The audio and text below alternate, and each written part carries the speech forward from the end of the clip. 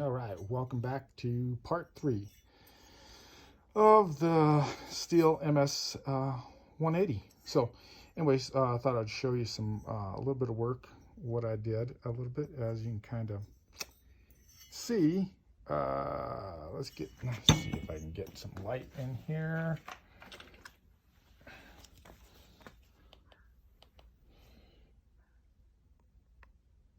Okay, so as you can kind of see, I touched.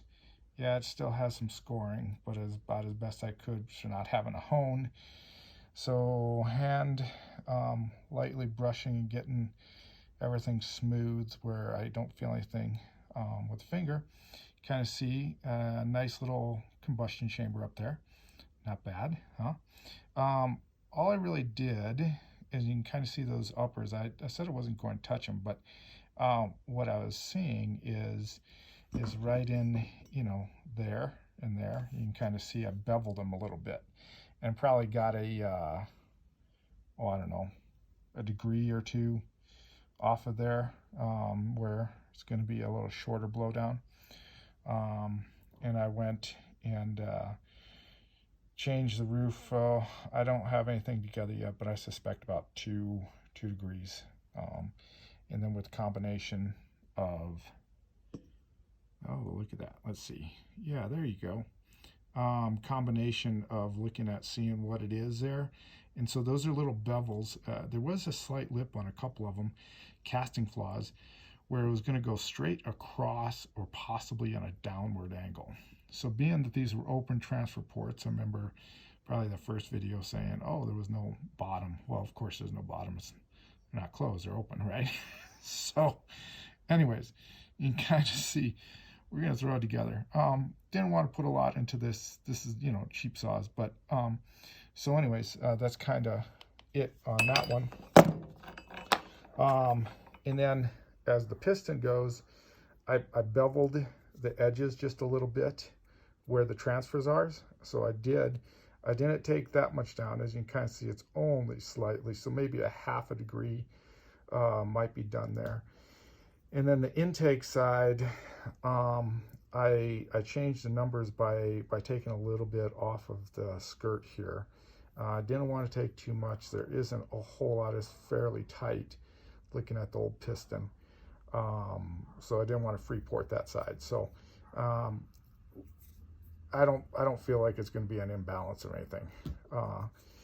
Did some, because this piston is heavier than the stock one by about 3 grams, I think it was. So let's see, what was it?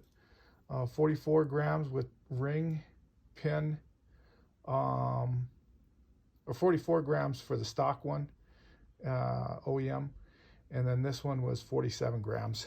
Doing the work, all this shaved 1 gram off of it. Some casting stuff. It's much thicker skirt as far as it goes. Let's get this, show you right there. How's that? Oh yeah, there. Now you can kind of see. You can kind of see how the thicker the skirt is here, and then overall, it's just it's a meteor piston. Meteor as in, thicker. Let's just say it that way. And so that's kind of what we're looking at on this aspect of it. So I think I changed numbers. I'm going not too radical on this because it is a clamshell, and you can't do much, right? And here was the bits I was using basically to do some grinding on those upper transfers. You can kind of see these ones actually had diamonds on the top edge, so I used those. And then piston pins, I'm going to use the stock one because there's about 1 gram difference. You can kind of see the shiny one on this left side is the aftermarket, and then, and then the stock one, of course, is the one that's a little tarnished. You see there's a difference. So got 1 gram of savings there. So it's bringing it closer to the stock numbers overall that I'll have. So anyways, when it's together, I'll come back and give you some more when it gets together. Thank you. Well, let's take a look at the muffler mod that I actually ended up doing.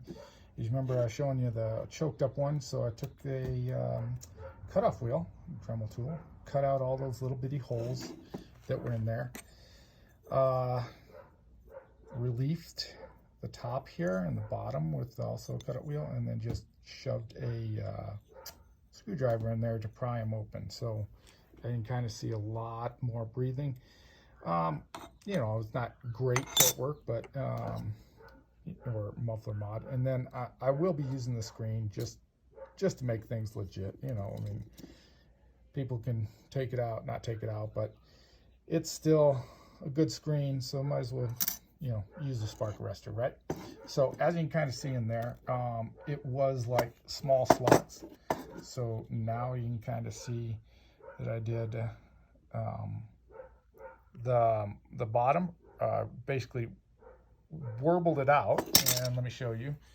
I really just basically put this on the end there and got in there, warbled it out. Wasn't the smoothest.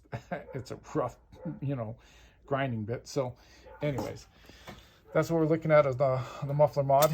And we'll put this all back together. The saw is together.